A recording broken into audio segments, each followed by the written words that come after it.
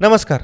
शाब्दिक गुन्हेगारच्या पहिल्या एपिसोडमध्ये आपलं स्वागत आहे. मग अशा वेळेला ते दोघं एकत्र राहणं तर आणि आपल्याला जर माहिती आहे की या माणसामुळे मला तिकीट नाही मिळाले किंवा या माणसामुळे माझं तिकीट कटतंय, तर एकत्र राहणं अशक्यच आहे. आणि मी असंच मुंबईला गेले तर पप्पांचा मला फोन आला की तू निवडणुकीला उभं राहणार आहेस का. आणि मी एकदम शॉक झाले. म्हटले नाही, मी असं काहीच नाही म्हणाले. दोघांनाही तेवढीच मतं पडली आणि त्या टॉसवर आणि मी रडायला लागले. मी थोडंसं म्हणजे असं कसं झालं. आत्ता ज्वलंत विषय तुम्ही घेतलेला आहे.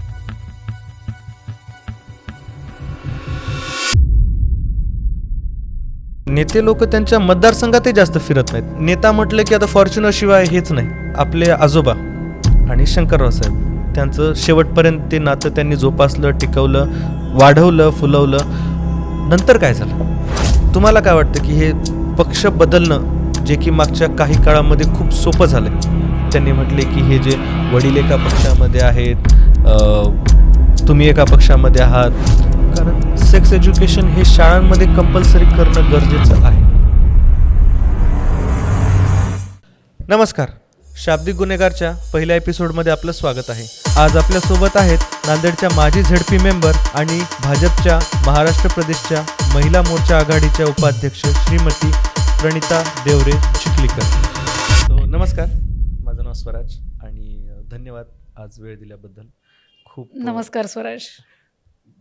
खूप मागं पुढं होऊन शेवटी आज योग आले. सो आपण स्टार्टिंगपासून स्टार्ट करूयात. बिलकुल, सुरुवातीपासून. म्हणजे जन्म कुठला आणि कधीचा? माझा जन्म माझ्या आजोळी झालाय, नायगाव तालुक्यामध्ये अंचुली येथे. ओके. हां, माझा जन्म 1982चा आहे, 24 ऑगस्ट. तर बालपण कुठे? नायगावमध्येच? नाही, बालपण काही वर्ष अंचुलीला होते. ओके. पण नांदेडमध्येच माझं बालपण गेलेलं आहे. हां, शहरामध्ये.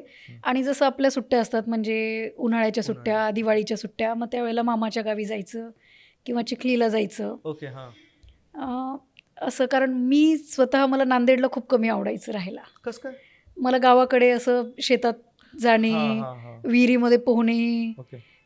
ते क्रॉसिंग करणे, ते मामा टरबूज, गोट्या खेळल्यात, विटीदांडू खेळली आहे. आणि इथे मी एकटीच होते, म्हणजे मुलगी, आणि बाकी सगळे मुलं. लाड खूप झाला असेल? लाड तर खूप होता, पण मग मुलींचे असे काही खेळ नव्हतेच ना. सगळे मुलांबरोबर तेच खेळ खेळायचे. सगळे आजूबाजूला मुलं असल्यामुळे तसंच विटीदांडू खेळणे, पतंग उडवणे, धप्पांकुटी करणे. मग मुलांमध्ये असल्यामुळे खोडकरपणा पण तसाच आला असेल?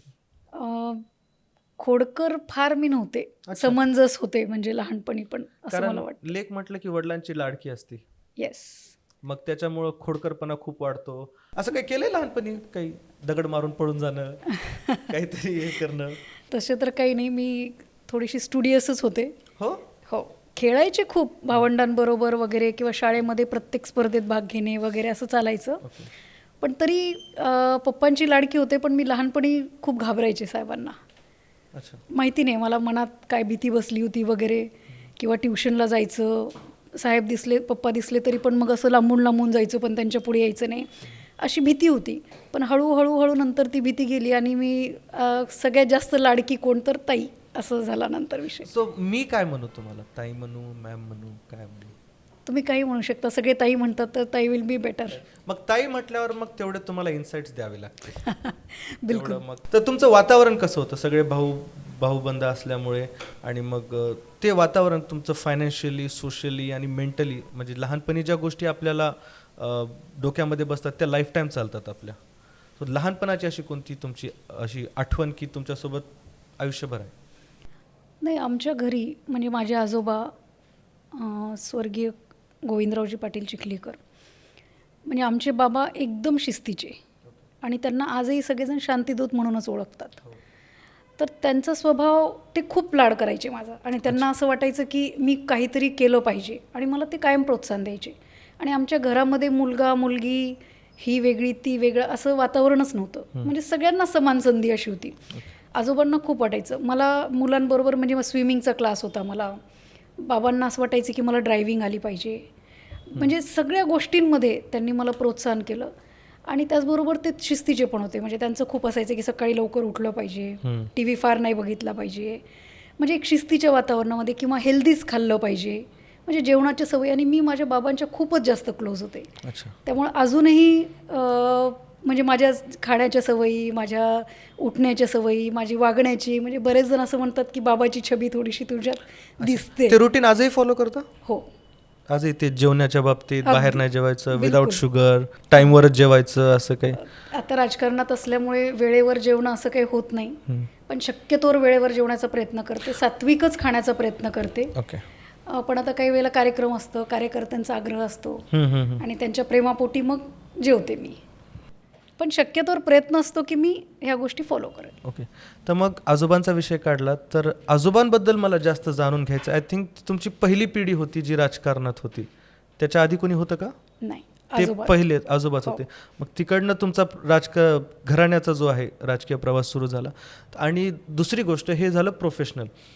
पर्सनल लेवलवर मला हे विचारायचं आहे की मला आमचे आजोबा नेहमी सांगायचे की नातवाचा किंवा नातीचा पहिला मित्र हा आजोबा असतो, बाकी सगळं दुनियादारी नंतर येते. मग ते जे लाड करणं, हे पर्सनल लेवलवर आजोबांच्या कोणत्या गोष्टी, म्हणजे जे तुम्ही जसं म्हटलात तसं की त्यांनी तुमच्यामध्ये जे व्हॅल्यूज टाकले ते, आणि प्रोफेशनल लेवलवर जे तुमचं राजकारण तिथनं सुरू झालं, आजोबांचा प्रवास कसा होता?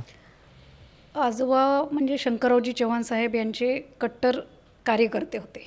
हां. आदरणीय कुसुमताई चव्हाण बाईसाहेब ह्या आजोबांकडे म्हणजे राखी बांधून घेण्यासाठी येणं, किंवा दिवाळीला आपण जसं भावाकडे जातो, भाऊबीजेसाठी येणं, आणि ते आवर्जून ह्या दोघांनी त्यांच्या आयुष्याच्या शेवटच्या क्षणापर्यंत हे सगळं जगले.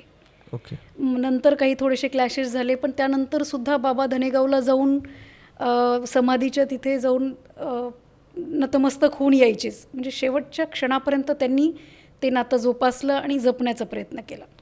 आणि आजोबांचं राजकारण म्हणजे ते आत्ताच्या राजकारणासारखं नव्हतं. म्हणजे त्यावेळेला पूर्ण वेळ समाजकारण हेच त्यांचा राजकीय एक हेतू होता. मी बघायचे की गावाकडे आधी एकच बस असायची की जी सकाळी आज निघाली की दुसऱ्याच दिवशी बस असायची. मग गावाकडून येणारी लोकं ही आमच्या घरी मुक्कामाला असायची. अच्छा. आल्यानंतर आमची आई मग असं भरपूर भाकरी भाजी जे असेल ते पिठलं भाकरी जे काय अवेलेबल, कारण त्यावेळेला फारशी हॉटेल्स पण असायचे नाही आणि ते इतकं परवडायचं पण नाही. त्यावेळेला पैशालाही खूप महत्त्व होतं आणि ते शेतकरी वर्गाला परवडायचं नाही. तर मग घरी जेवण करायचं आणि आमच्या आपण जे म्हणतो ना अंगणामध्ये म्हणा किंवा वरांड्यामध्ये हॉलमध्ये एक मोठी सतरंजी टाकलेली असायची आणि दररोज 15 ते 20 जण तिथे झोपलेले असायचे. बापरे.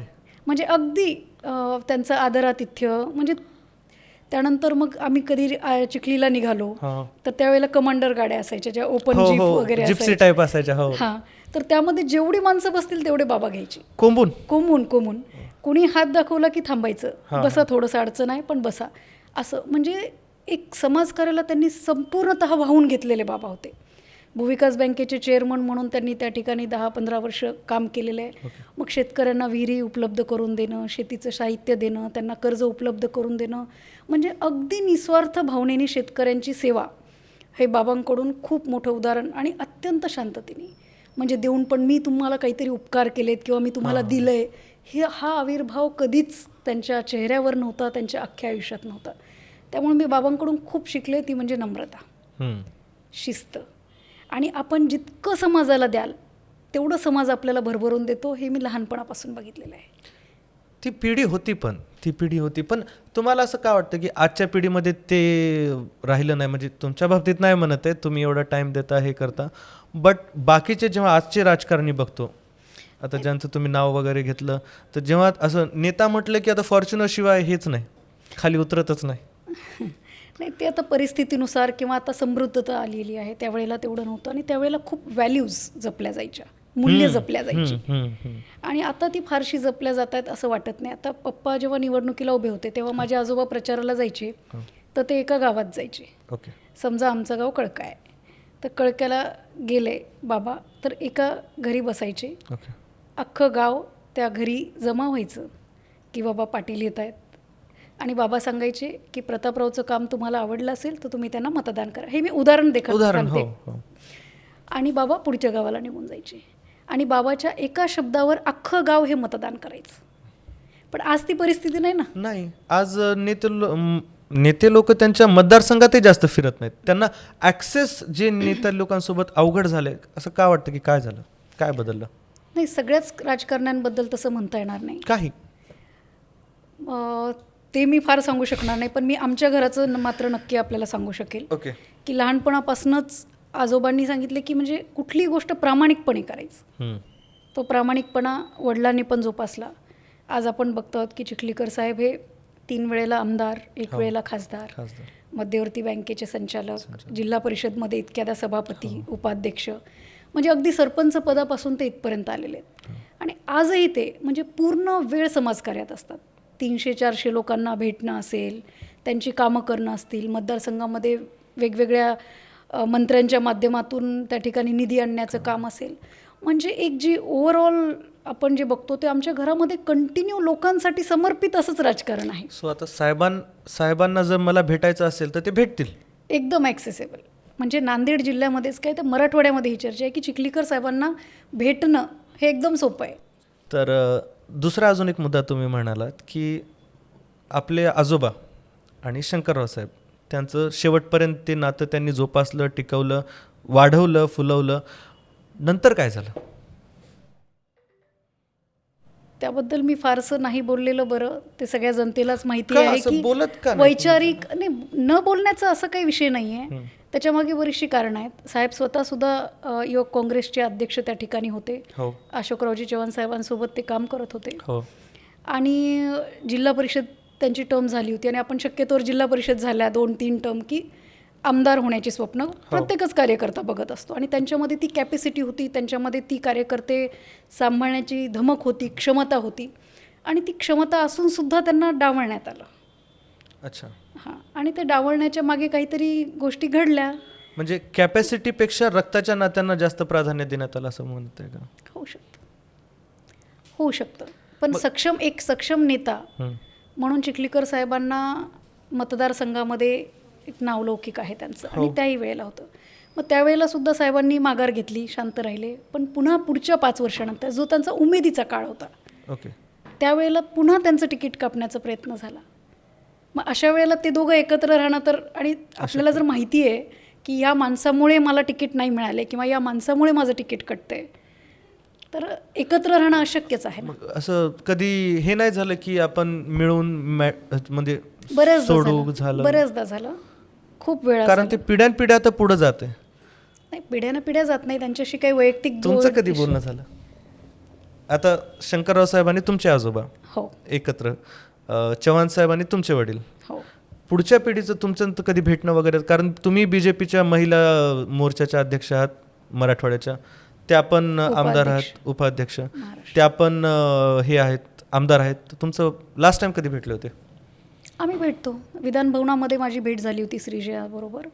भेटणं बोलणं होतं. प्रोफेशनल लेवलवर का पर्सनल लेवलवर? पर्सनल लेवलवर असं इतकं फारसा वेळ मिळत नाही. त्या आमदार आहेत तर त्या बिझी असतात, मी माझ्या कामात बिझी असते. ज्या वेळेला भेटतो त्यावेळेला काही विषयांवरती चर्चा वगैरे होत असते. आणि आता आपण जी बघितलं असेल लोकसभेची निवडणूक, चिखलीकर साहेब ज्या वेळेला लोकसभेला उभे होते त्यावेळेला अशोकरावजी चव्हाण साहेबांचा प्रवेश झालेला होता. त्यावेळेला आम्ही एकत्र सभा केलेल्या आहेत. श्रीजया बरोबर मी स्वतः प्रचार केलेला आहे. हां, तेव्हा झालं. बट परवाच्या ह्या ज्या इलेक्शन झाले, परवाचे जे इलेक्शन झाले त्यामध्ये साहेबांनी असं आरोप लावण्यात आला की आपल्या काही कार्यकर्त्यांनी त्यांच्या वडिलांवर टीका केली. मग त्यांनी आय थिंक मुखेडमध्ये जाऊन त्यांनी म्हटले की हे जे वडील एका पक्षामध्ये आहेत, तुम्ही एका पक्षामध्ये आहात, मग हे तुम्ही हाणून पाडा वगैरे जे त्यांचे स्टेटमेंट आले, त्यावर तुमचं काय रिॲक्शन? खरं तर ह्या पद्धतीचं राजकारण हे कुणासाठीच योग्य नाही. ते मोठे नेते आहेत, मी त्यांच्याबद्दल बोलण्या इतपत मोठी नाही आहे.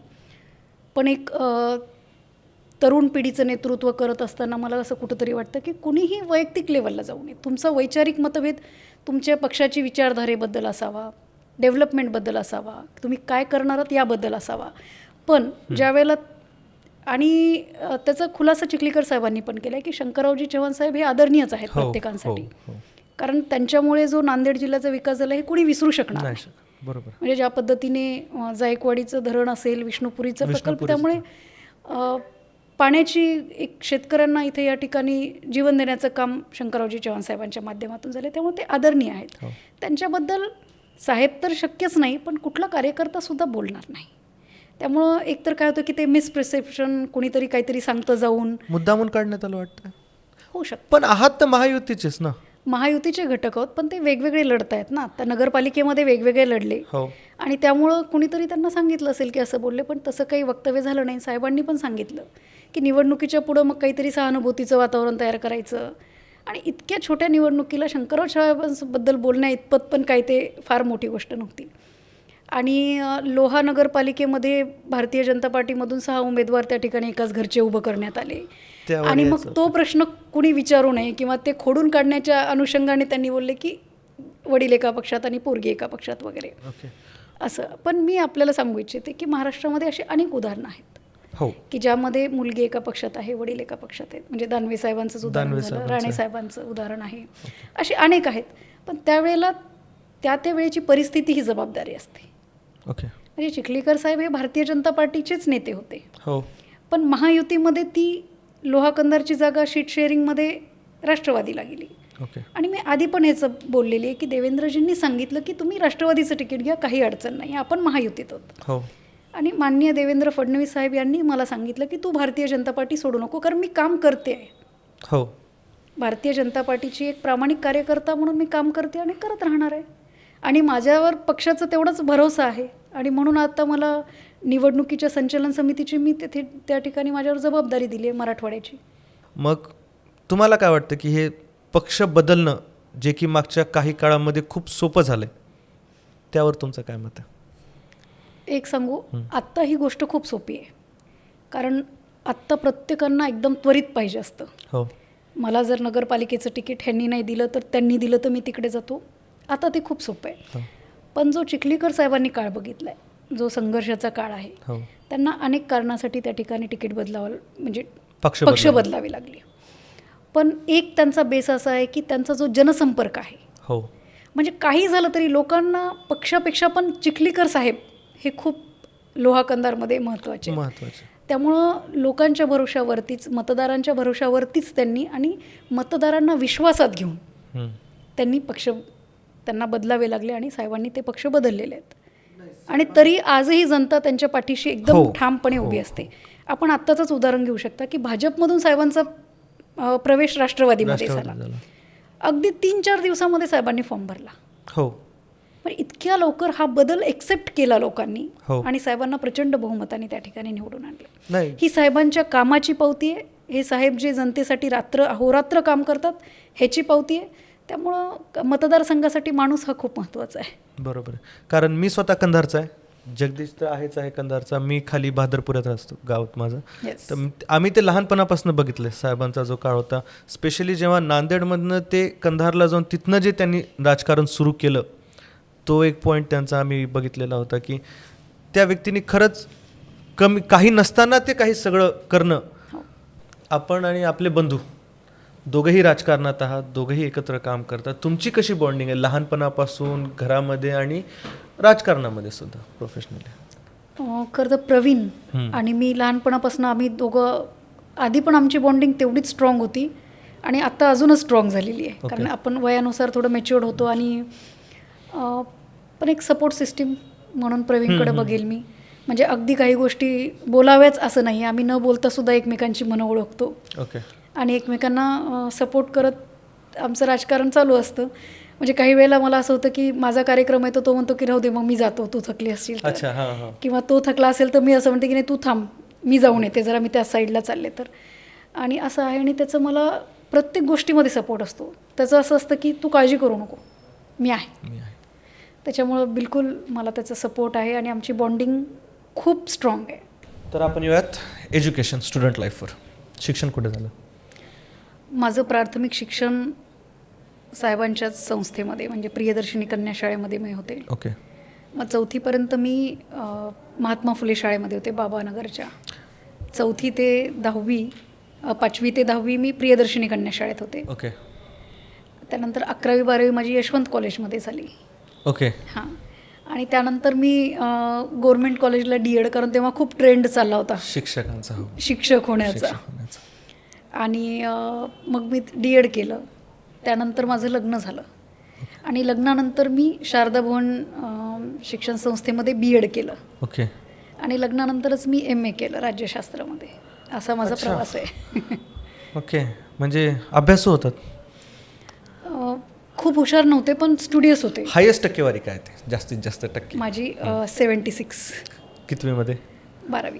12वी. 76% बोर्डाला. हो. आणि मग त्याच्यानंतर हां, लग्न कधी झालं? माझं लग्न 23 डिसेंबर 2001ला झालं. म्हणजे आता ॲनिव्हर्सरी येते. हो. एक पार्टी फिक्स आहे आपली. ॲनिव्हर्सरीची बिलकुल, पार्टी फिक्स आहे, बिलकुल. फिक्स. आणि मग त्याच्यानंतर हां, तुमच्या आहोबद्दल बोलूयात. हां. माझे मिस्टर आत्ता IAS ऑफिसर आहेत. ओके. प्रमोशन झालं आहे त्यांचं आत्ता. ओके.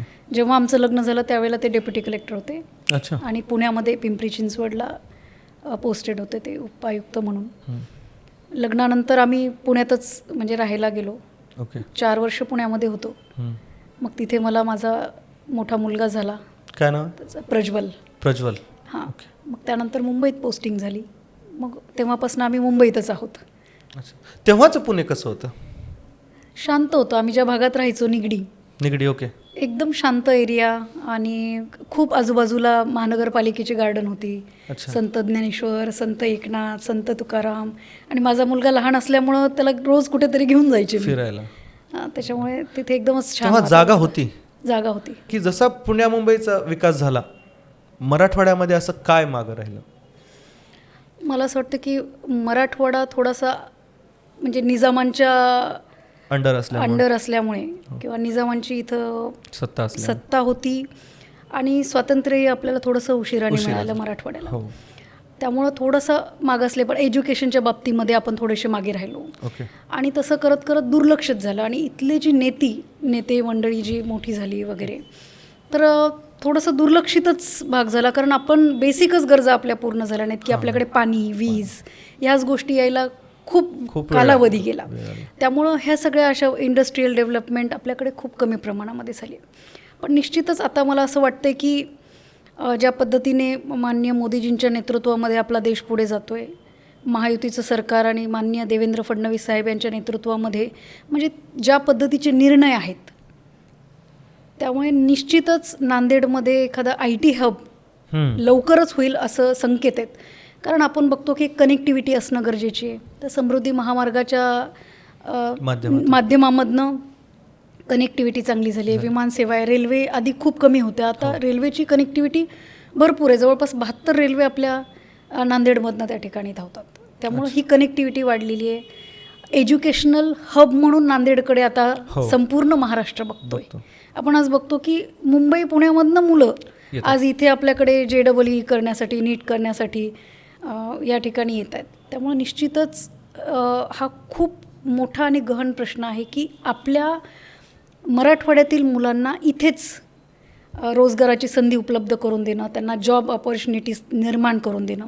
आणि यासाठी निश्चितच मी एक कार्यकर्ता म्हणून त्या ठिकाणी प्रयत्न करते आहे आणि निश्चितच येत्या काळामध्ये ते होईल. कारण सगळ्यात मोठा प्रश्न आपला होता तो पाण्याचा. तर माननीय देवेंद्र फडणवीस साहेबांनी वॉटर ग्रीडसारखी योजना मराठवाड्यामध्ये आणली आणि त्यामुळं आता संपूर्ण म्हणजे तळे निर्माण करणं असेल किंवा पाण्याला कनेक्ट करणं असेल, त्यामुळं तो आधी प्रश्न शेतकऱ्यांचा मार्गी लागला की निश्चितच एज्युकेशनच्या माध्यमातून असेल हे IT हब या ठिकाणी येईल असा विश्वास वाटतो. पाण्याचा प्रश्न काढला तर आपल्याकडं पाण्याचे बरेचसे प्रोजेक्ट झाले. कंधार लोहा पाणी फाउंडेशन असेल, त्याच्यावरचा चित्रपटसुद्धा असेल. त्यामध्ये आपण केलेलं काम लोकांना कळणं गरजेचं आहे. तुम्ही बोलत नाहीत माहीत आहे, बट आज एकदाचं बोलूनच टाका. कारण काय हाल होते कंधारचे आणि लोह्याचे. अक्षरशः कोणी मुली देत नव्हतं तिथं की त्या गावामध्ये की बाबा इथं नको. सो आणि तिथून आज इथं येणं, तो जो प्रवास आहे, तो त्या योजना आणणं आणि त्याच्यामधनं तो जो प्रवास आहे तो मला तुमच्याकडून ऐकायचा. मग कंधार लोहा मतदारसंघ हा डोंगराळ भाग आहे. हो. त्यामुळे पाण्याची कमतरता तिथे कायमच आधीपासून होती. चिखलीकर साहेबांच्या माध्यमामधून लिंबोटीचं धरण त्या ठिकाणी झालं हो. आणि हजारो नाहीतर लाखो हेक्टर जमीन ओलिताखाली आली. ओके. म्हणजे आज आपण बघतो की माळेगाव असेल, आपलं त्या साईडला जी गावं आहेत, डोंगरगाव वगैरे आहेत, ते सगळी तिथले शेतकरी ऊसच उत्पन्न घेतात. हो. आज ही हो. परिस्थिती हो.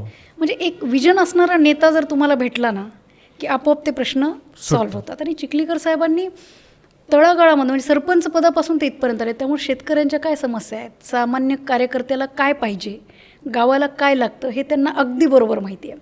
त्यामुळं ते हेरून त्यांनी लिंबोटी धरण त्या ठिकाणी आणलं आणि त्यानंतर पाणी फाउंडेशन हे आमिर खाननी सत्यमेव जयते वॉटर कप स्पर्धा त्यांनी तयार केली. हो. आणि त्यामध्ये फक्त कंधार लोहाच नाही तर मी भोकरमध्ये सुद्धा काम केलेलं आहे. हो. हो. भोकरमध्ये? येस. पाणी भोकर फाउंडेशन बरंच काही बोलायचंय, बट बोलू आपण नंतर कधी. पाणी फाउंडेशनच्या माध्यमामधून अनेक गावं ही ओलिताखाली आली. Okay. म्हणजे जिथं आपण बघितलं असेल की बोरिंग आपण पाडला बोर तर 700-800 फुटाच्या खाली बोर लागायचा. अच्छा. म्हणजे आणि पाणी फाउंडेशनच्या कामामुळं तोच बोर 200-250 फुटावर लागायला लागला. म्हणजे इतकी पाण्याची पातळी वाढवण्याचं काम मी त्याचं क्रेडिट नाही घेणार, हे क्रेडिट जनतेचं आहे.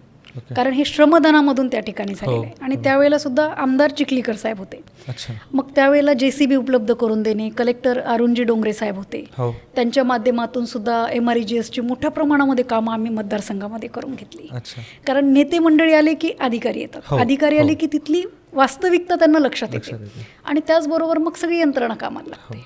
मग श्रमदान खूप मोठ्या प्रमाणात झालं. म्हणजे ही लोक चळवळ निर्माण झाली. म्हणजे गावातल्या बायका त्या ठिकाणी येऊन श्रमदान करत होत्या. मी अगदी 6 वाजता जाऊन गावात उभी राहायची. आम्ही डोंगरामध्ये चरे पाडणे असेल, म्हणजे सगळं अगदी कामं जलसंधारणाची त्या ठिकाणी केलं. आणि मला या गोष्टीचा खूप आनंद आहे की एकदा का जनतेने मनावर घेतलं ना तर ते करूनच दाखवतात. आणि आज आपण बघू शकतो की लोहा तालुक्यामध्ये पाण्याचा प्रश्न जवळपास नाके बरोबर आहे. हो. तर नांदेडमध्ये उद्योगधंदे वाढले पाहिजे, त्यासाठी आपले काय प्रयत्न राहतील? तर नांदेड जिल्ह्यामध्ये आपण बघितलं असेल की आपल्या भागातील अनेक तरुण, सुशिक्षित तरुण हे पुणे आणि मुंबईसारख्या ठिकाणी हो कामाच्या निमित्ताने जातात आणि अगदी तुटपुंज पगारीवरती त्यांना त्या ठिकाणी कामं करावी लागतात. एकतर घरापासून दूर, हो वरतून पगार कमी.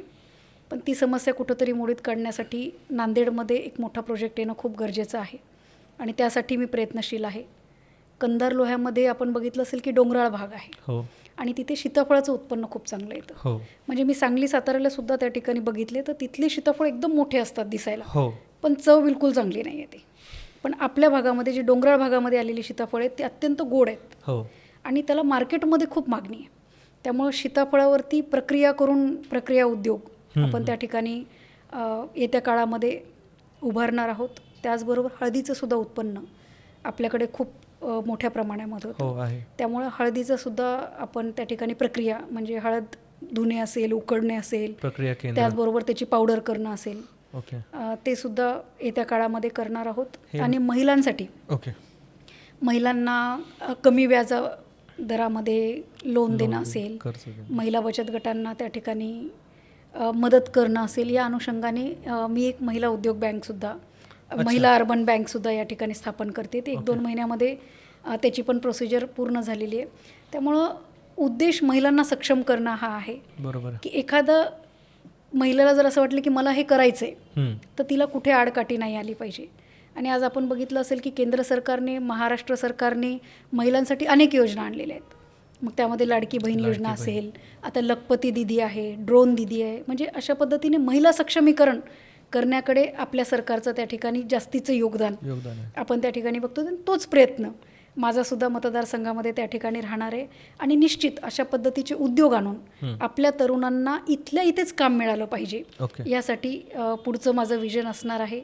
नांदेडमध्ये तर आपण बघितलं असेल की जी ट्रॅफिकची समस्या आहे ती सोडवण्यासाठी ओव्हरब्रिज करण्याचं काम असेल, ओके, हां, किंवा एक ट्रॅफिकमुक्त नांदेड करणं असेल. गरजेचं. आणि त्याहीपेक्षा मी आपल्याला सांगते की मी ज्या पद्धतीने समाजकार्यामध्ये काम केलं आहे, स्वच्छ भारत अभियान असेल, पाणी फाउंडेशन असेल, वृक्षारोपण असेल, की दर वटपौर्णिमेला मी त्या ठिकाणी महिलांना वडाची झाडं देऊन त्या ठिकाणी वाण देण्याचं काम हे मी 12 वर्षापासून करते. अच्छा. मग कधी फुलांची झाडं देणं असेल, कधी फळांची देणं असेल, कधी वडाची वृक्ष. कारण मला माहिती आहे की बायका हे फेकणार नाहीत, त्या कुठंतरी ते प्लांट करतील. त्यामुळं महिलांना कुठेतरी केंद्रबिंदू ठेवून हे करण्याचं. आणि दुसरं अजून एक समस्या म्हणजे की नांदेडमध्ये असणारी अस्वच्छता. कचरा तर आपण बघितलं असेल की इंदोर इतकं छोटंसं शहर आहे, पण इतकी स्वच्छता त्या ठिकाणी. मी तिथे जाऊन तिथल्या महानगरपालिकेच्या अधिकाऱ्यांशी पण बोलली की तुम्ही कशा पद्धतीनं हे मॅनेज करता, की जेणेकरून ते मॉडेल आपल्याला नांदेड जिल्ह्यामध्ये राबवता येईल. त्यामुळे तिथे लोकप्रतिनिधी, प्रशासन आणि नागरिकांची मानसिकता झालेली आहे की आपल्याला आपलं शहर हे स्वच्छ ठेवायचं आहे. आणि तीच भावना कुठेतरी माझ्या मनात आहे की आपल्यासुद्धा नागरिकांनी ते लक्षात घेतलं पाहिजे की आपण जर कचरा टाकला, मी एकटीने टाकला म्हणून काय झालं हे न करता मी नाही टाकलं पाहिजे. ही भावना जोपर्यंत आपल्या नागरिकांमध्ये येणार नाही तोपर्यंत नांदेड स्वच्छ होऊ शकणार नाही. त्यामुळे इंदोरच्या धर्तीवरती तिथे भिकारी पण नाही आहे, भिकारी मुक्त शहर आहे ते, भिकारी पण नाही, एक पण भिकारी नाही. आणि त्याच धर्तीवरती इथे सुद्धा नांदेड भिकारी मुक्त झालं पाहिजे. नांदेडमध्ये सुद्धा एक स्वच्छता, नांदेड एक स्वच्छ शहर म्हणून महाराष्ट्रामध्ये मॉडेल झालं पाहिजे, ही माझी अत्यंत मनापासूनची इच्छा आहे. गोदावरी नदीसारखी पवित्र नदी आपल्या नांदेड जिल्ह्यामध्ये वाहते आणि त्या नदीचं आरती व्हावी यासाठी मी प्रयत्न केला. अच्छा. आणि आपल्याला आठवत असेल की अयोध्येचं राम मंदिर ज्या वेळेला माननीय मोदीजींच्या हस्ते ज्या दिवशी पूजा झाली, त्या दिवशी आपण इथे गोदावरी नदीच्या काठी एक मोठा कार्यक्रम घेतला होता. अच्छा. दीपोत्सवाचा. हो. आणि गोदावरी नदीची आरती. आणि ज्या पद्धतीनं आपण बघितलं असेल की नर्मदा नदीचं शुद्धीकरण असेल, गंगा नदीचं शुद्धीकरण असेल, त्याच धर्तीवर गोदावरी नदीचं शुद्धीकरण व्हावं यासाठी मी केंद्र शासनाला पाठपुरावा करत आहे. आणि त्याच पद्धतीने जसं वाराणसीला आरती होते, गंगा आरती, त्याच पद्धतीने गोदावरी नदीवर सुद्धा आरती झाली पाहिजे यासाठी मी प्रयत्नशील आहे. आणि लवकरच रोजच्या रोज गोदावरी नदीवर आरती होईल यासाठी, म्हणजे एक कल्चरसुद्धा आपल्या याला, सांस्कृतिक वारसासुद्धा आपल्या नांदेड जिल्ह्याला लाभलेला आहे. आणि तो जपण्याचा आणि जोपासण्याचा प्रयत्न, कारण आता बरेचसे पर्यटक या ठिकाणी येतात आणि त्या अनुषंगाने सुद्धा आपण जसं बघतो महाराष्ट्र टुरिझम म्हटल्यानंतर मराठवाड्यामध्ये काय येतं तर फक्त संभाजीनगर, वेरूळ, अजिंठा. पण आपल्या इथे सुद्धा इतकी मोठी तीर्थक्षेत्र आहेत की ज्या ठिकाणी लोक येऊन भेटू शकतात. कंधारला कंधारचं भुईकोट किल्ला आहे. म्हणजे अनेक अशी स्थळं आहेत जिथे पर्यटक येण्यासाठी उत्सुक आहेत. आणि त्याला सुद्धा बढावा देण्याचं काम हे मी येत्या काळामध्ये करणार आहे. जसं की आपले एअरपोर्ट असतील, आपलं रेल्वे स्टेशन असेल, बस स्टँड असेल, त्या ठिकाणी आपल्या किल्ल्यांचे फोटो लावणं असतील, आपले तीर्थक्षेत्राचे फोटो लावणं असतील, की जेणेकरून आलेल्या प्रवाशांना हे नांदेडमध्ये आल्यानंतर काय बघायचं हे कळेल. यासाठी सुद्धा माझा प्रामाणिक प्रयत्न त्या निमित्ताने असणार आहे. मला अजून एक मुद्दा आहे की आता मागे एक बातमी आली होती की सरकारी शाळा बंद पडतात, तर ती बातमी कितपत खरी आहे आणि त्याच्यावर काय योजना आहे? खरं तर विद्यार्थी संख्या कमी झाल्या कारणाने काही शाळा शाळा नाही बंद होणार, शिक्षक कमी होतील. हां, शिक्षक कमी होणार असं शासनाने सांगितलेलं होतं. कारण जिल्हा परिषद शाळा आज जरी काही चांगल्या कुटुंबांना प्रायव्हेट स्कूल्स परवडतात, पण अजूनही आपल्या भागामध्ये अशी अत्यंत गरीब, साधारण, वंचित अशी मुलं आहेत ज्यांना जिल्हा परिषद शाळा त्या ठिकाणी त्याच्याशिवाय पर्याय नाही. त्यामुळं निश्चितच जिल्हा परिषद शाळा ह्या बंद होणार नाहीत. आणि मी जिल्हा परिषदचे सदस्य होते त्यावेळेला सुद्धा, आणि मी अनेक वेळेला जिल्हा परिषद शाळांना वेगवेगळ्या स्कीम्स आणण्याच्या असेल, विद्यार्थ्यांना त्या ठिकाणी योगा कंपल्सरी करणं असेल, असे मी जनरल बॉडीच्या बैठकीमध्ये असे ठराव घेतलेले आहेत. अच्छा. हां. आणि शाळांमध्ये मी आवर्जून ज्या गावात मी जाते, म्हणजे अगदीच घाई असेल तर नाही होत, पण ज्या गावात जाते आवर्जून मी जिल्हा परिषदेची शाळा आणि अंगणवाडी हे 2 मी तपासल्याशिवाय तो गाव सोडत नाही. हा माझा म्हणजे सवयच एक प्रकारे आपल्याला म्हणता येईल. कारण जिल्हा परिषद शाळांमध्ये अत्यंत साधारण आणि सामान्य कुटुंबातली मुलं शिक्षण घेत असतात. त्यामुळे त्यांना शिक्षणाचा अधिकार भेटला पाहिजे आणि तो व्यवस्थित भेटला पाहिजे यासाठी एक प्रतिनिधी म्हणून काळजी घेण्याचा प्रयत्न मी निश्चितच करत असते. त्या याच्यामध्ये मला अजून एक हे विचारायचं होतं की गुड टच आणि बॅड टच हे शाळांमध्ये शिकवणं कितपत गरजेचं आहे? कारण आज आपण बघतो की मुलींवर जे अत्याचार होत आहेत ते त्यांना कळतच नाही की बाबा आपल्यासोबत काहीतरी होतंय. जोपर्यंत कळतं तोपर्यंत खूप उशीर झालेला असतो. सो ह्या संदर्भात मला तुमचे विचार जाणून घ्यायचे. नाही, अत्यंत चांगला आणि आत्ता ज्वलंत विषय तुम्ही घेतलेला आहे. आणि मला सांगायला सुद्धा या गोष्टीचं म्हणजे इतक्या वाईट घटना समाजामध्ये होत आहेत, इतकी वाईट प्रवृत्ती. आता आपण लहान असताना आपण मामासोबत, काकासोबत, शेजाऱ्यांसोबत म्हणजे बाजारात जाऊन या, म्हणजे इतकं सहज आणि हलकं वातावरण, मोकळं वातावरण त्या ठिकाणी होतं.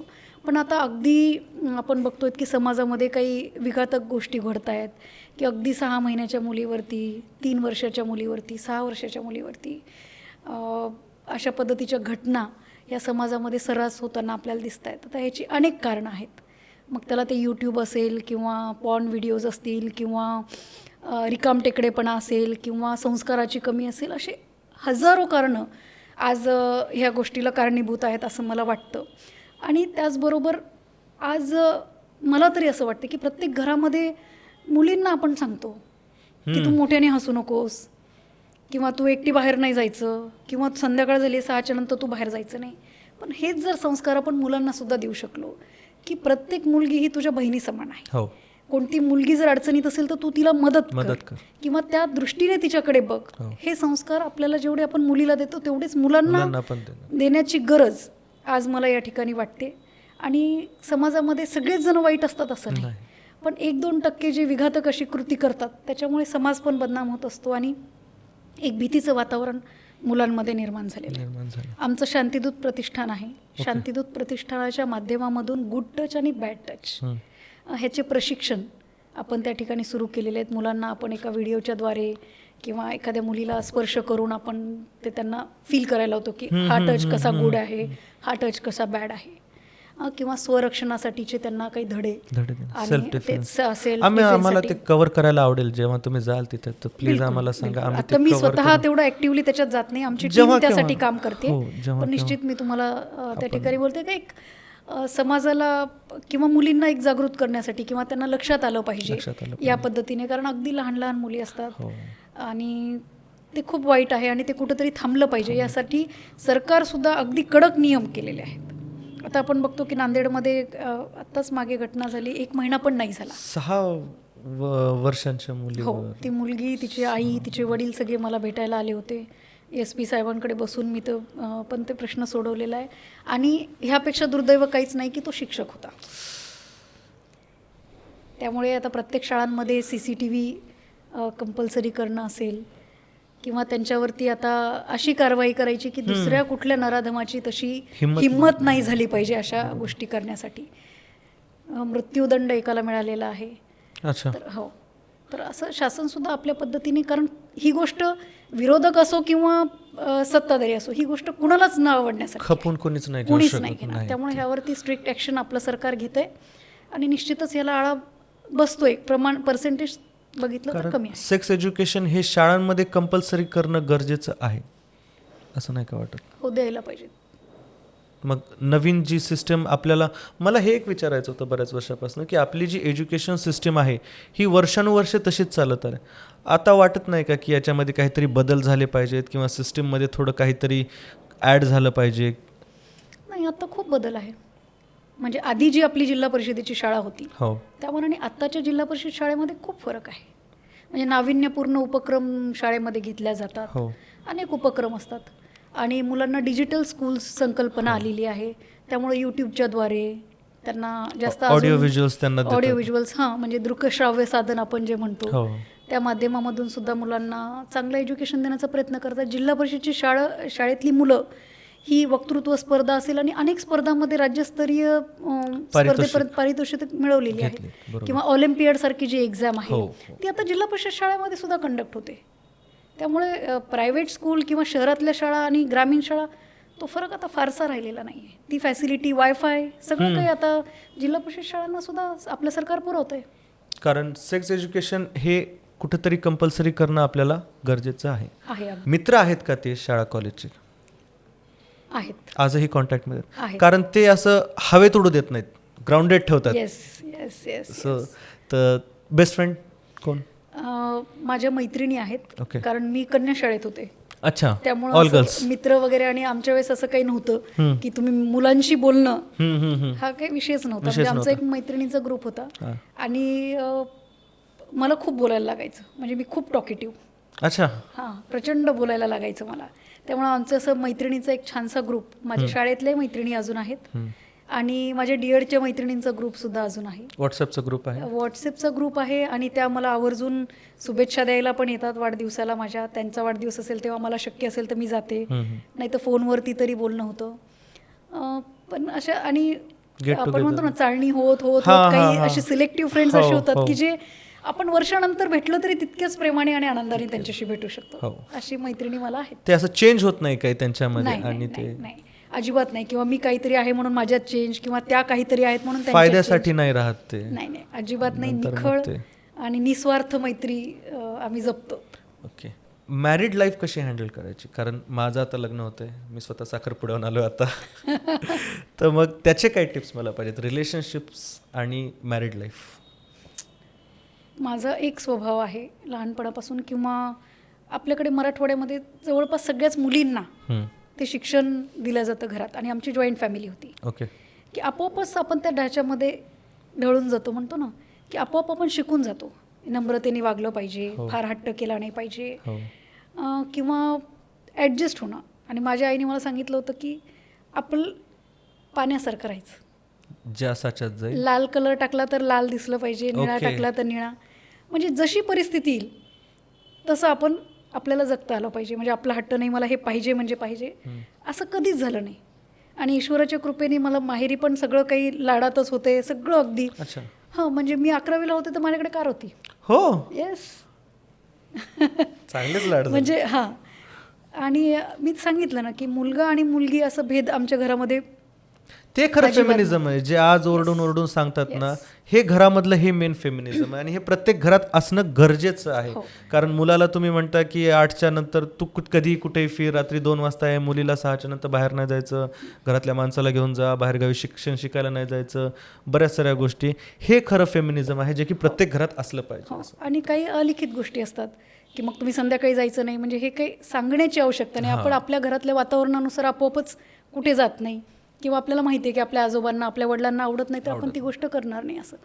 त्यामुळे लग्नानंतर 2 एकदम वेगळ्या स्वभावाची व्यक्ती एकत्र आली. साहेब आमचे एकदम अभ्यासू, ओके, एकदम शांत, आणि मी एकदम बडबड करणारी.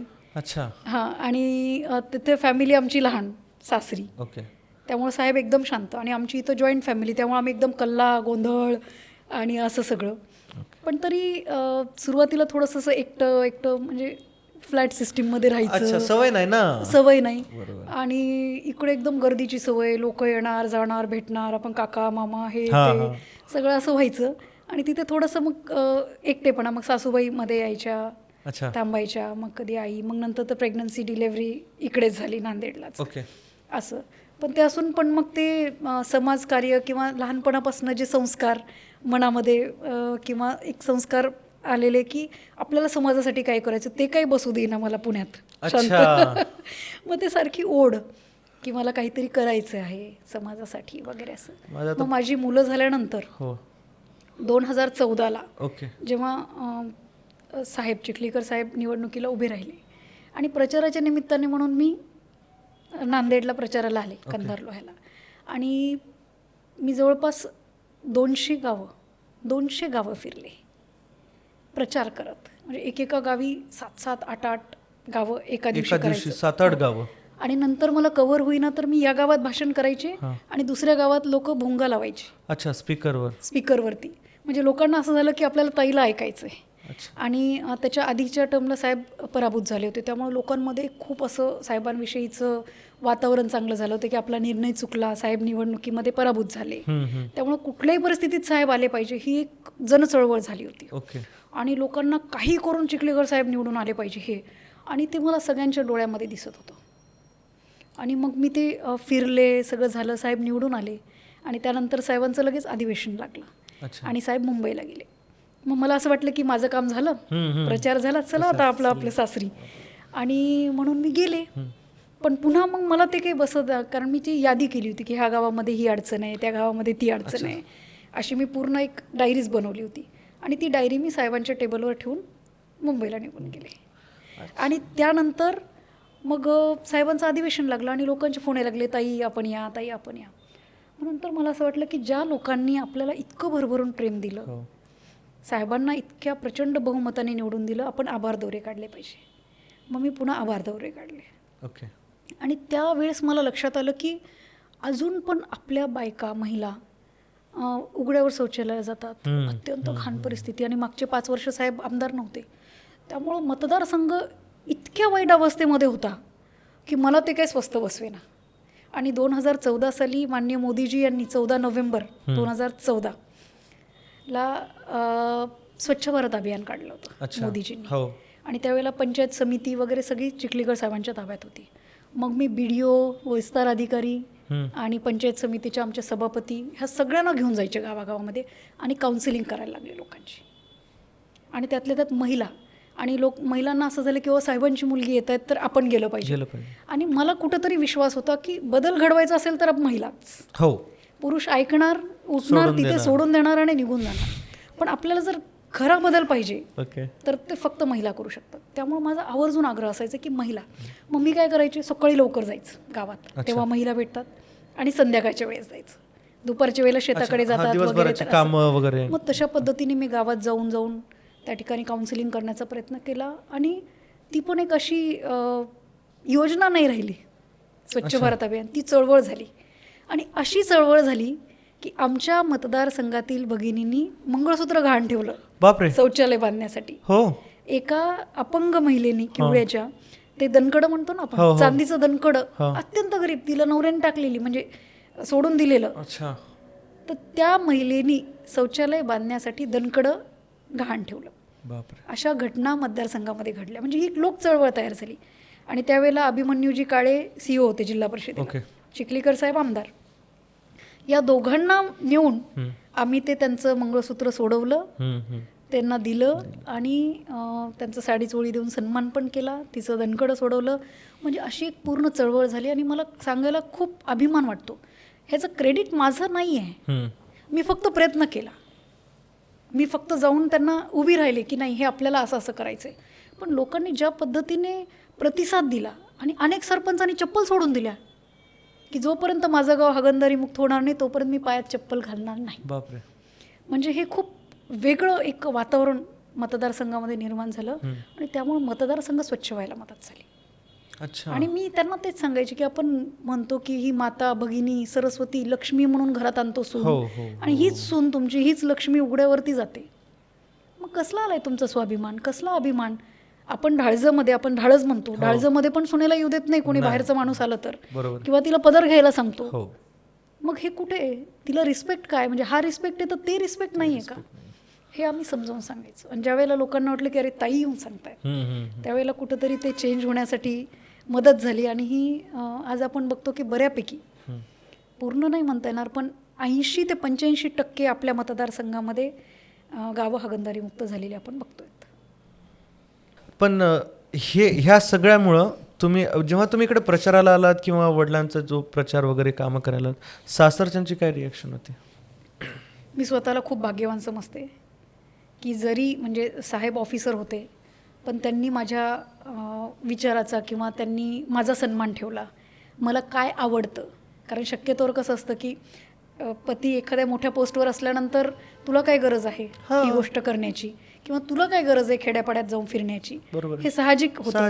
तुझं तू आपलं मुलं सांभाळ किंवा हे. पण मी खूप नशीबवान आहे की माझ्या सासूबाईंनी मला खूप सपोर्ट केला. अच्छा. म्हणजे त्यांनी मला कधी हे केलं नाही, कारण मला जर त्यांचा सपोर्ट नसता तर मी काहीच करू शकले नसते. तू जायचं नाही इतकंच माझ्यासाठी पुरेसं होतं.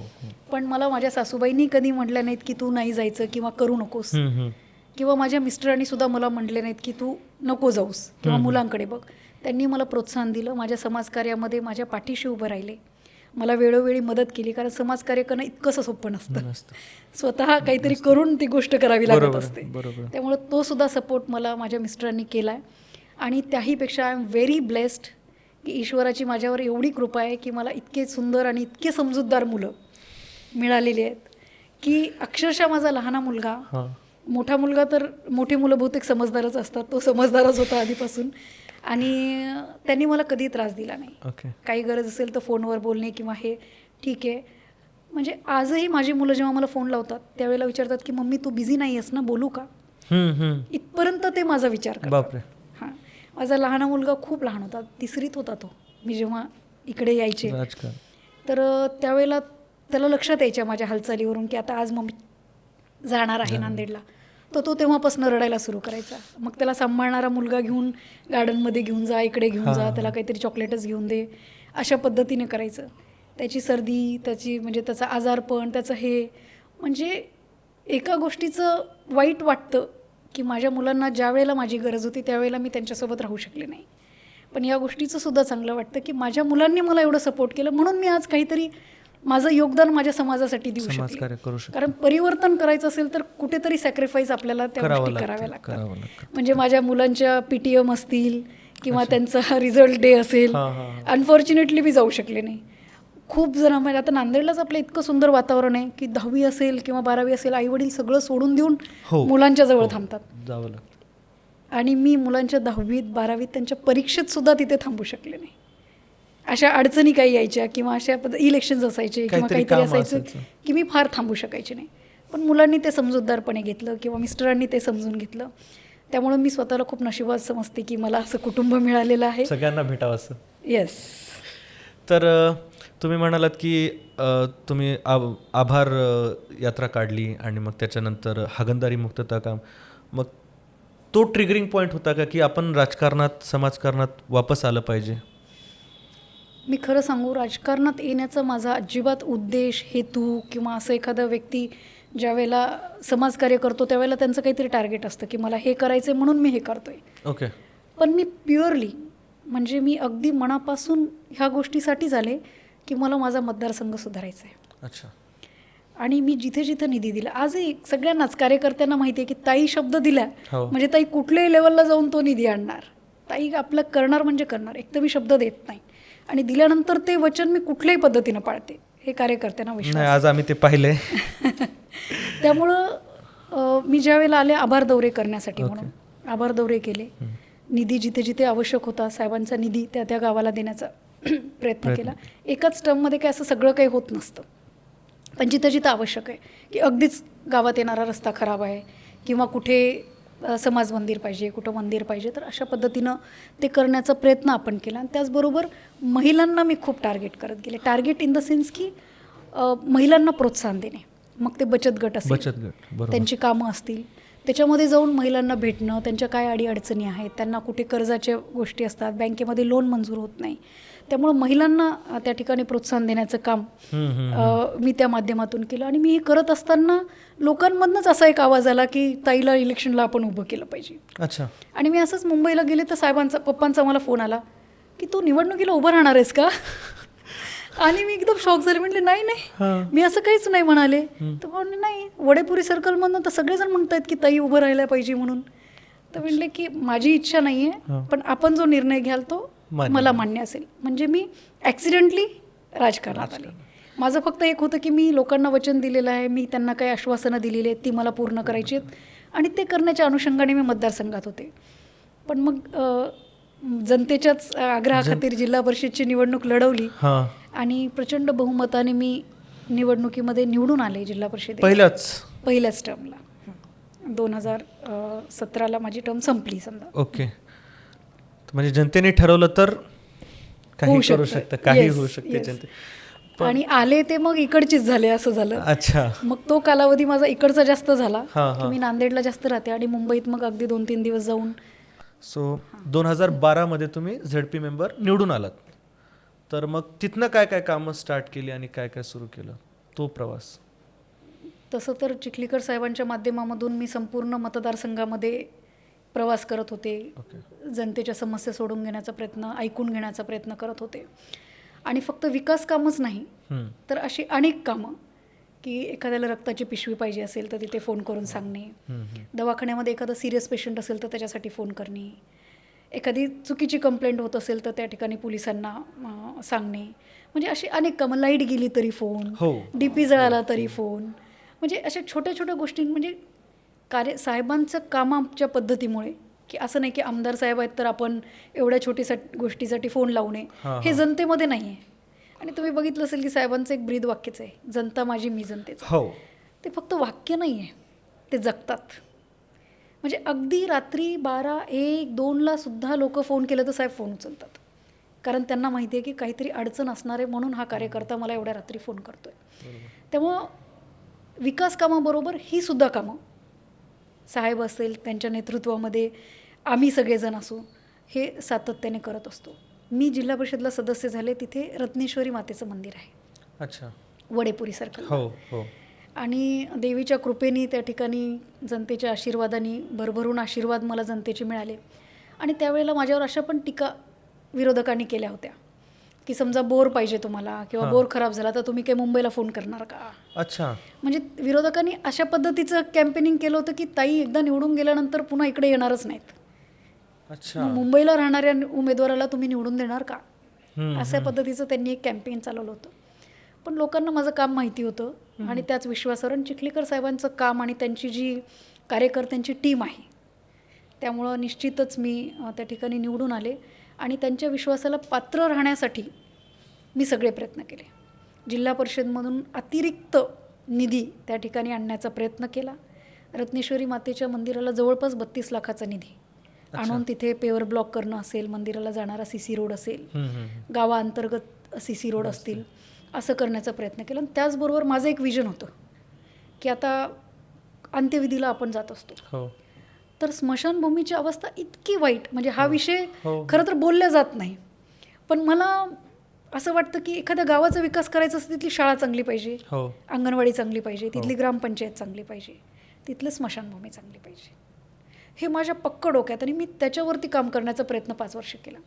माझ्या मतदारसंघातील स्मशानभूमीचा विकास करायचा. आज आमची ढाकणीची जर तुम्ही स्मशानभूमी बघितली तर वाटत नाही की ती स्मशानभूमी आहे. हिरवीगार झाडं, अच्छा, पक्ष्यांचा किलबिलाट, पाण्याची व्यवस्था, बसण्याची व्यवस्था, म्हणजे अशा पद्धतीने एक विजन घेऊन मी मतदारसंघामध्ये काम करण्याचा प्रयत्न त्या ठिकाणी केला. आणि वडेपुरीची जनता म्हणजे मला तर लेखच समजतात, म्हणजे मतदारसंघाचीच लेख आहे मी. त्यामुळे निश्चितच त्यांनी मला जे मतदान देऊन माझ्यावर विश्वास दाखवला त्या विश्वासाला पात्र ठरण्यासाठी मी माझे पूर्ण 5 वर्ष डेडिकेटली त्या ठिकाणी मी काम करण्याचा प्रामाणिक प्रयत्न केला. म्हणजे जनतेसाठी स्टँड घेणं हे महत्त्वाचं असतं. हो. मग त्यानंतर मोदी साहेबांची भेट झाली? हो.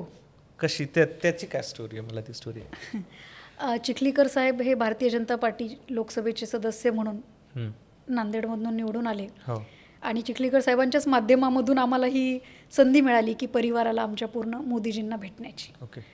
आणि तो माझ्या आयुष्यातला सुवर्ण अक्षरात लिहावा असा क्षण आहे. कारण मी तो क्षण कधीच विसरू शकत नाही. आम्ही जसं त्यांच्या दालनामध्ये एंटर झालो त्यावेळेला देशाचे पंतप्रधान ज्यांनी जगामध्ये आपली एक अशी ओळख निर्माण केलेली आहे, एक असा तेजपुंज व्यक्ती, आपण जे म्हणतो ना तपस्वी, तेजस्वी, म्हणजे मला उपमा सांगता येणार नाहीत असं त्यांच्याकडे बघितल्यानंतर त्यांचा चेहरा एवढा तेजस्वी, एवढं स्मितहास्य, आणि ते इतके कम्फर्टेबल होते. म्हणजे इतके कम्फर्टेबल म्हणण्यापेक्षा त्यांनी आम्हाला असं वेलकम केलं की मी रिकामाच बसलेलो आहे आणि मी तुमची वाट बघतोय आणि या. म्हणजे आमच्यासारख्या एका सामान्य लोकांना इतकं स्पेशल फील करून देणं म्हणजे ती व्यक्ती किती ग्रेट आहे हे आपल्याला त्यावरून कळतं. त्याच्यामुळेच ती व्यक्ती ग्रेट. अगदी अगदी. आणि आमचा जवळपास 20 मिनिटाचा संवाद त्यांच्याशी झाला. माझ्या भावाची मुलं पण होती लहान अगदी, त्यांच्यासाठी त्यांनी चॉकलेट्स आणून ठेवले होते.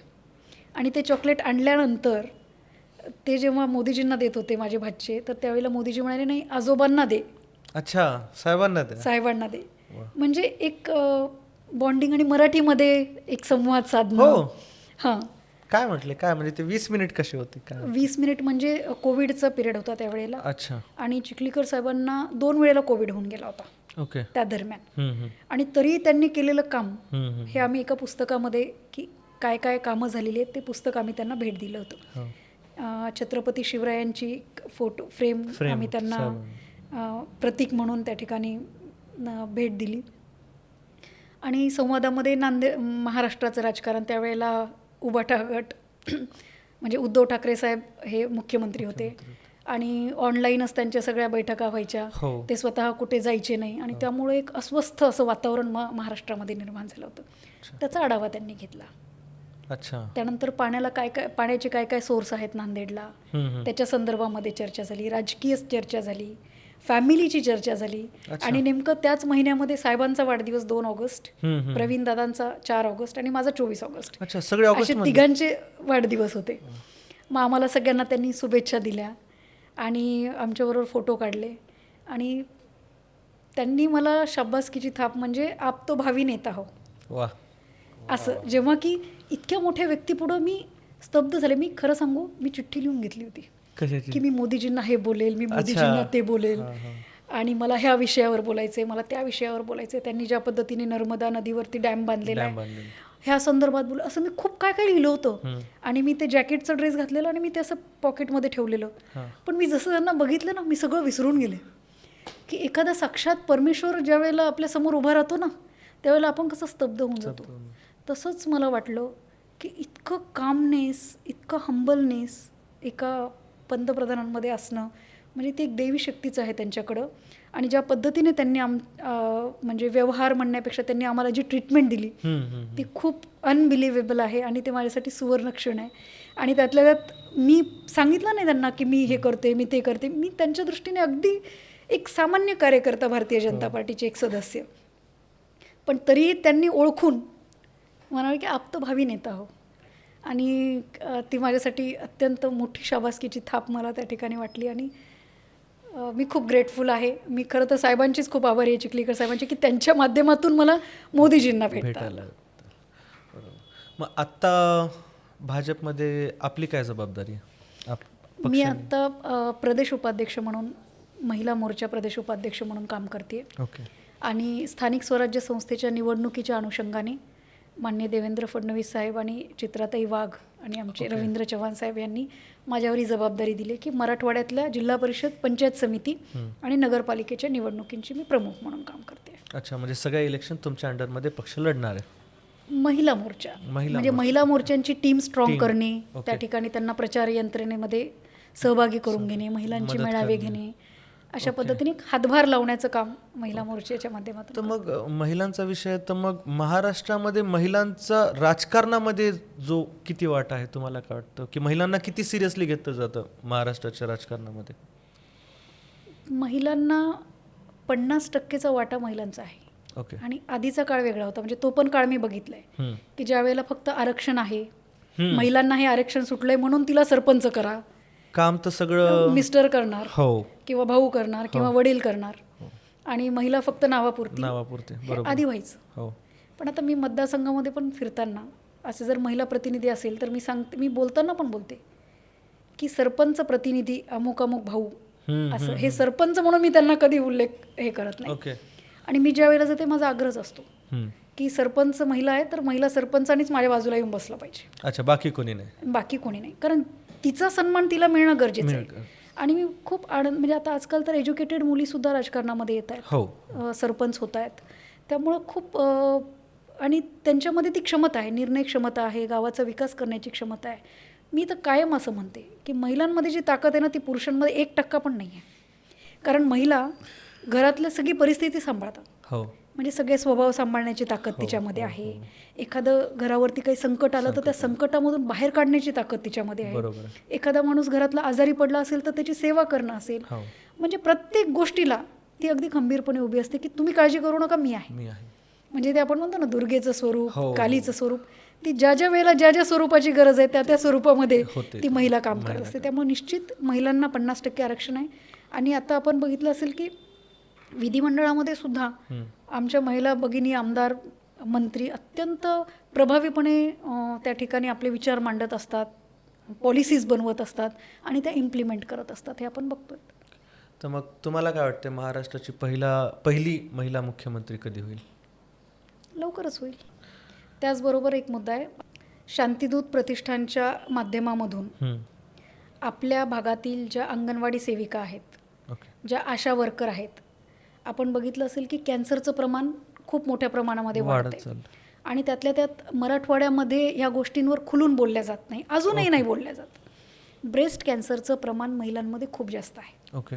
त्यामुळं हे ब्रेस्ट कॅन्सरचं स्कॅनिंग करण्याचं काम मी काही दिवसात करते, माझे त्या टीमशी बोलणं झालेलं आहे. आणि त्या सगळ्या भगिनींचं आपण फ्री ऑफ कॉस्ट स्कॅनिंग करून देणार आहोत. अनफॉर्च्युनेटली जर कोणी डिटेक्ट झालं तर आपण त्यांची ट्रीटमेंटसुद्धा करून देण्यासाठी प्रयत्नशील राहणार आहोत. स्कॅनिंग म्हणजे त्यांचं मेडिकल चेकअप होईल? मेडिकल चेकअप नाही, त्यांचं ब्रेस्ट चेकअप होईल की त्याच्यामध्ये काही कॅन्सरचे काही जंतू आढळतात का वगैरे, अशा पद्धतीनं ती एक स्कॅनिंगची मशीन. आणि त्या पद्धतीनं सगळ्यांना, कारण महिलांना काही त्रास झाला तरी त्या बाहेर येऊन बोलत नाही किंवा लाजतात, तर ह्या निमित्ताने त्यांना सगळ्यांना कंपल्सरी करून आपण त्यांचं स्कॅनिंग करणार आहोत येत्या काळामध्ये. मग आता पुढचा मुद्दा आहे आपला सोशल मीडिया. सोशल मीडियाबद्दल तुमचं काय मत, की भाई प्रत्येकाला काही ना काही म्हणण्यासारखं आहे, काही ना काही बोलण्यासारखं आहे, व्यक्त होण्यासारखं आहे. तर मग लोक जे ऑनलाईन येऊन गोष्टी बोलतात, काही चांगले असतात, काही एनकरेजिंग असतात, काही खालच्या पातळीची पण असतात. ते जे आजकाल सोशल मीडियामध्ये चालू आहे, की काही हो काही असो, जे किऑस चालू आहे पूर्णपणे, त्यावर तुमचं काय मत आहे? सोशल मीडिया हे अत्यंत प्रभावी माध्यम आहे तुमचे विचार मांडण्यासाठी, तुमचे सजेशन्स देण्यासाठी. पण समाजामध्ये काही असे घटक असतात जे त्याचा दुरुपयोग करतात आणि त्या पद्धतीनं त्यांचे कमेंट्स असतात. आता बऱ्याच वेळेला आम्ही काही पोस्ट करतो तर त्यावरती मग कुठल्याही लेवलला जाऊन असतात, पण त्या मागचा त्या व्यक्तीचा त्याग त्यांना कळत नाही, त्यांचं डेडिकेशन त्यांना माहिती नसतं, त्यांचा संघर्ष त्यांना माहिती नसतो. आणि कुठल्या तरी एका स्टेटमेंटवरून किंवा कुठल्या तरी एका गोष्टींवरून तुम्ही अत्यंत खालच्या लेवलला जाऊन बोलता. ते कुठंतरी थांबलं पाहिजे, प्रत्येकाने कोणीही थांबवलं पाहिजे. मग ते दोन पार्टीज असतील, ते कार्यकर्ते असतील किंवा सामान्य नागरिक पण असतील. तुम्हाला काय पाहिजे हा मुद्दा मांडणं वेगळं, पण तुम्हाला हा अधिकार कोणी दिला शिवीगाळ करण्याचा? एक मंत्री आहेत किंवा एक आमदार आहेत, एक प्रतिष्ठित व्यक्ती आहे, त्यांना शिव्या देण्याचा अधिकार तुम्हाला कोणी दिला?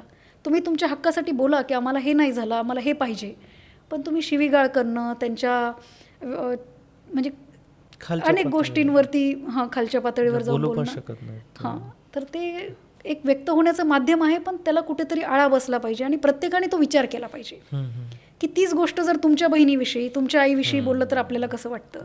पुढची सुद्धा ती व्यक्तीच आहे ना, ती राजकारणात आहे म्हणून काय झालं? पण ह्याचा अर्थ असं नाही ना तुम्ही पाहिजे ते त्यांना बोलू शकता. त्यामुळं त्याला सुद्धा कुठेतरी आळा हा समाजाने स्वतःच बसवला पाहिजे. तुम्हाला असं कधी वाटलं नाही का की एखाद्याला रिपोर्ट करून सायबर क्राईम किंवा कोणाला तरी धडा शिकवावा की हे कुठंतरी बंद होईल, काय होईल म्हणून? आपण एखाद्या व्यक्तीविषयी काय आपण गुन्हा दाखल करू शकतो, पण अशा अनेक प्रवृत्ती असतात ज्या म्हणजे एका व्यक्तीवरती आपण गुन्हा दाखल करू शकतो, पण त्यापेक्षा त्यांच्याकडे दुर्लक्ष करणे, कारण आपला फोकस हलतो. मग आपण जर त्या गोष्टींमध्ये गेलो तर आपल्याला जी विकास कामं करायची ती कुठेतरी बाजूला राहून जातात. त्यामुळे मी या गोष्टींकडे फार लक्ष देत नाही. कारण सध्या ऑनलाईनचं जग हे इतकं वाढलंय, AI आलंय, कोणीही कोणाचे फोटो घेऊन कोणतेही व्हिडिओ बनवणं, कोणत्याही खालच्या पातळीवरचे फोटो जनरेट करणं. तर याच्याबद्दल सायबर फ्रॉड किंवा सायबर क्राईम जे आहे हे सगळ्यांना माहिती असणं गरजेचं आहे, की कुठं कंप्लेंट करायची, काय करायची, तुम्ही कुठपर्यंत खपवून घ्यायचं नाही घ्यायचं, हे जनतेमध्ये सगळ्यांना कळणं गरजेचं आहे. अगदी. तुमच्या हे हॉबीज काय, छंद?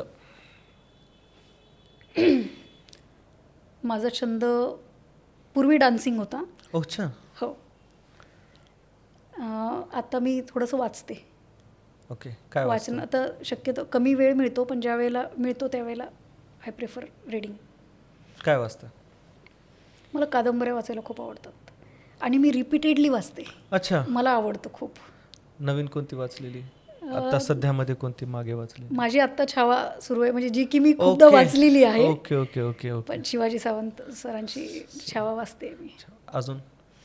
मृत्युंजय, मला मृत्युंजय प्रचंड आवडते. मला कर्णाचं जे कॅरेक्टर आहे ते म्हणजे माझं खूप सगळ्यात आवडतं कॅरेक्टर आहे. आय थिंक रिलेटेबल पण आहे तेवढं ते, कारण जे नुसतं सॅक्रिफाईसच होत असतं आयुष्यामध्ये पूर्ण. Yes yes. ते थोडं.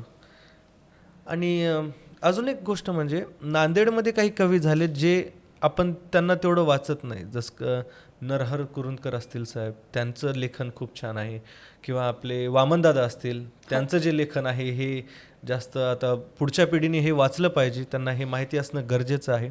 नांदेडचं एक मोठं नाव झालं होतं जेव्हा तुम्ही हे केलं होतं, योगा डे केला होता, तर त्याविषयी मला जाणून घ्यायचं.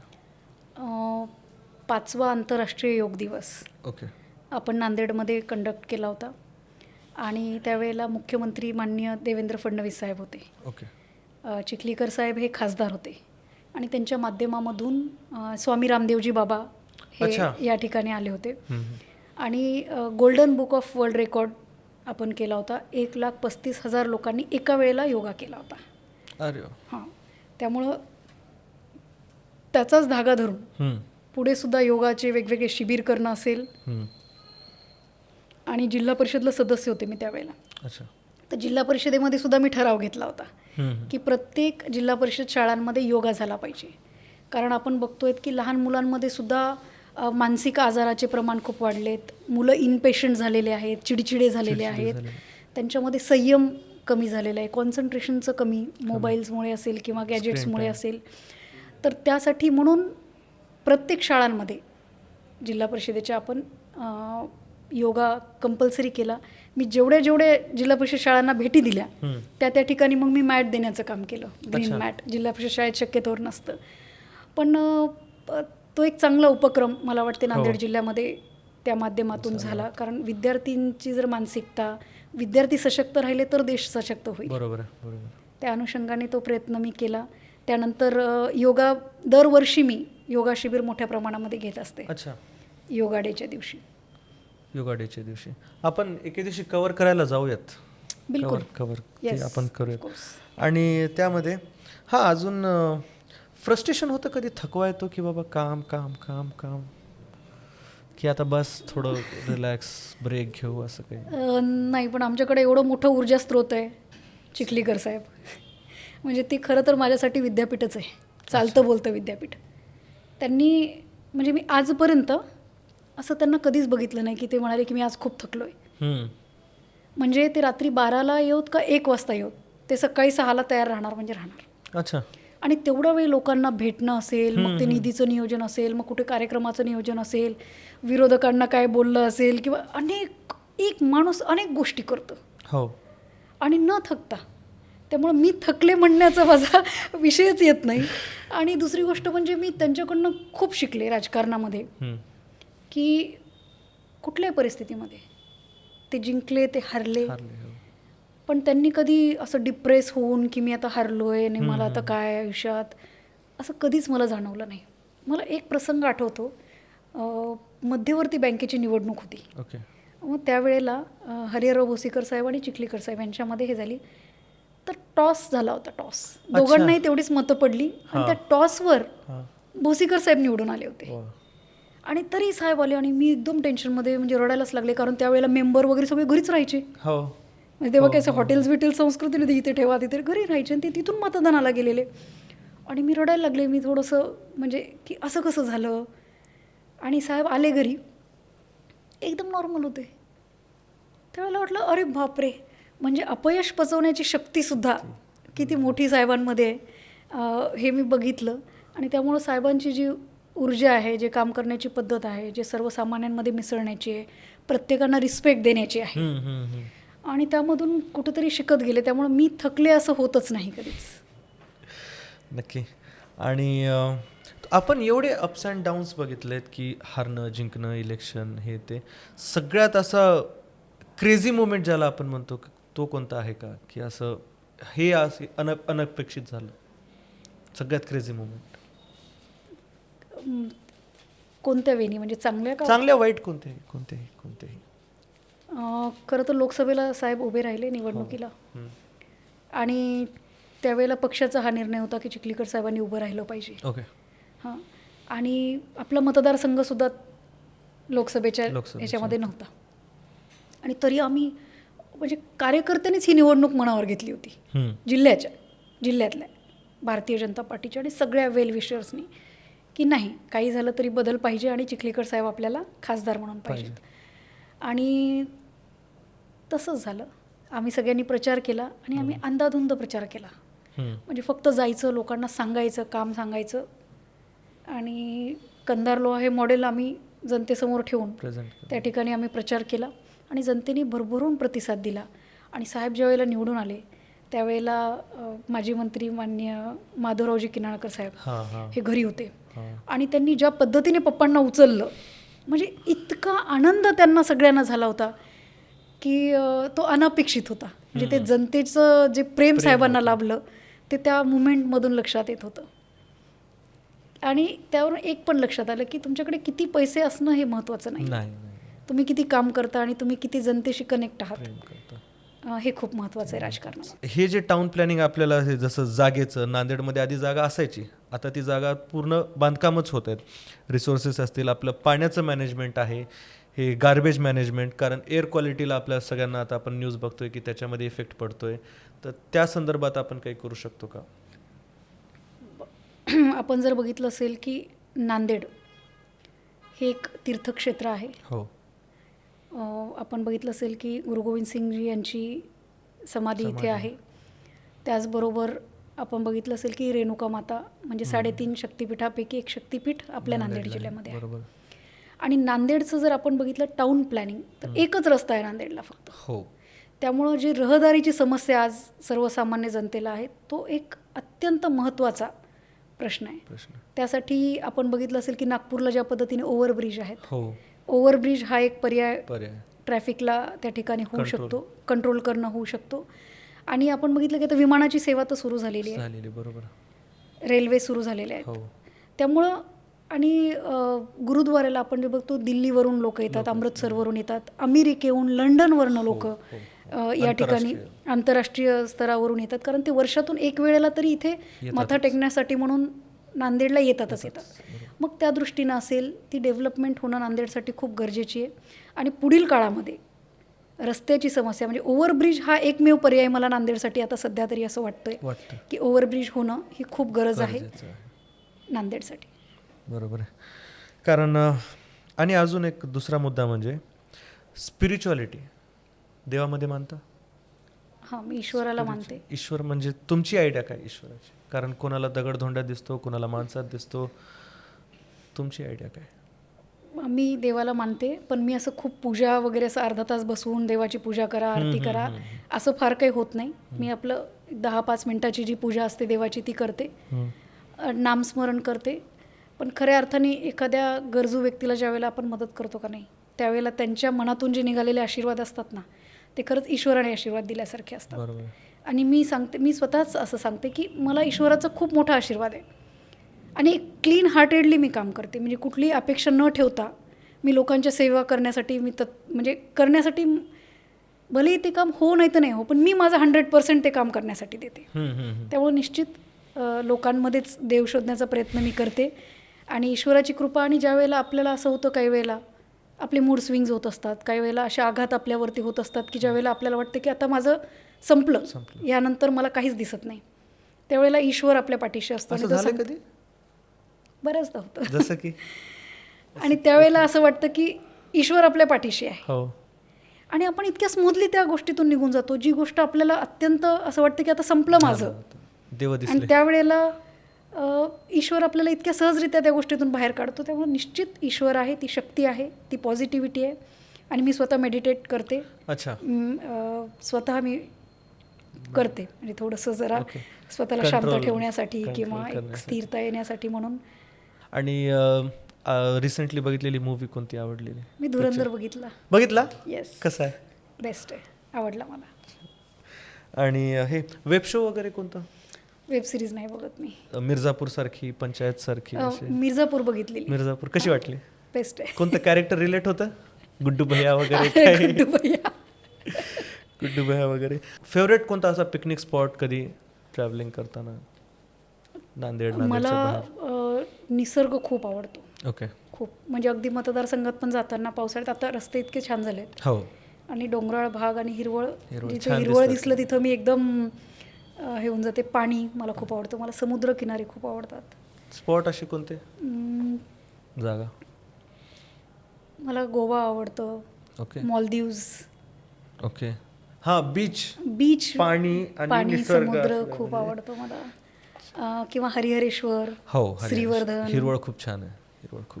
पुढचा म्हणजे की तुम्ही आता दौरे वगैरे तुमचे भरपूर होतात मराठवाड्यामध्ये किंवा महाराष्ट्रामध्ये, तर मग तुम्हाला जे रिस्पॉन्स येतात मेल फिमेल स्पेशली महिलांचे, त्यावर तुमचं काय म्हणणं?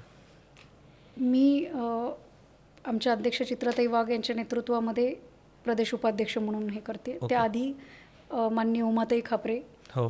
ह्या अध्यक्ष होत्या. त्यांच्या नेतृत्वात सुद्धा मी 3 प्रदेश उपाध्यक्ष होते. ओके. आणि त्यावेळेला मी पुण्याची प्रभारी होते, संभाजीनगरची होते, ओके. कोल्हापूरला काही काळ होते.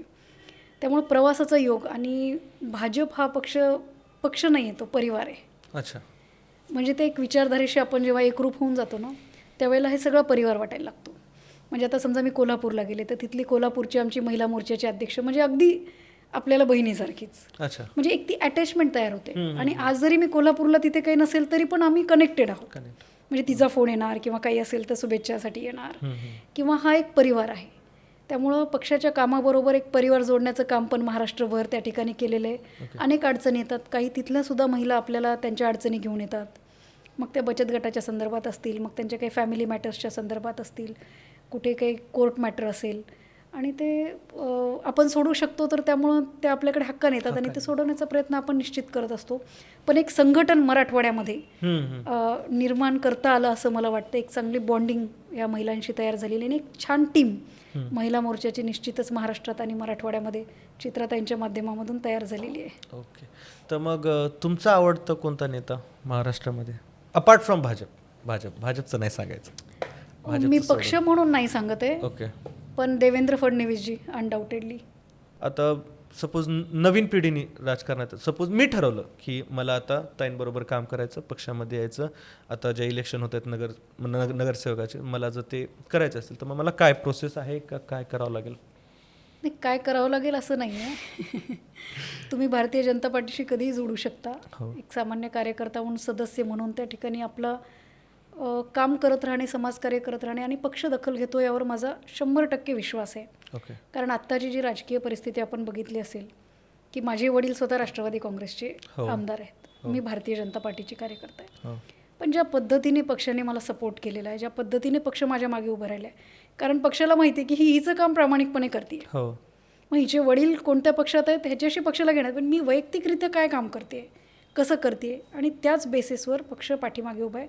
त्यामुळं सामान्यातला सामान्य कार्यकर्ता जरी भारतीय जनता पार्टीचा काम करू इच्छिणार असेल तर त्याचं पक्ष बिलकुल दखल घेते आणि केलं पाहिजे. आणि मी तर म्हणेल की तरुणांनी निश्चितच राजकारणात आलं पाहिजे.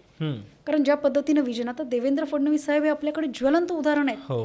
की ज्या पद्धतीने सगळ्या बाजूने विकास विजन असणारा नेता म्हणून आपण साहेबांकडे बघतो.